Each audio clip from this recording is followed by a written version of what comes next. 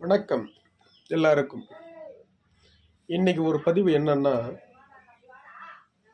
சிவராத்திரி அன்னைக்கு நாம எல்லா ஊரையும் சுற்றி பார்க்கணுங்கிறது ஒரு வாஸ்து கண்வீழ்ச்சி. கோவிலாக சுற்றி பார்க்கும்போது ஒரு மனவளிக்கிற மாதிரி ஒரு நிகழ்வு என்னன்னா, பிள்ளைங்க எல்லாம் கண்ணு முழிச்சு ஏதோ ஒரு விளையாட்டு விளையாடுவாங்க, ஏதோ ஒன்று பண்ணுவாங்க, பாட புத்தகம் படிப்பாங்கன்னு பார்த்தா மொபைல் எடுத்துட்டு கேம் விளையாடிட்டு இருக்காங்க. இது பெத்த பிள்ளைங்களை இந்த அளவுக்கு கண்டுக்காம விட்டுருக்கிற தாய் தகப்பனார் என்ன சொல்றதுன்னு தெரியல.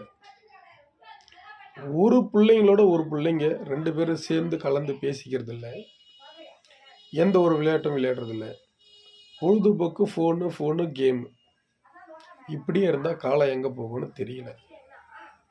பிள்ளைங்களோட அழிவு காலம் கிட்ட நகர்ந்துக்கிட்டே தான் வருது. இதை பெற்றவங்க காப்பாற்றிக்கணும்.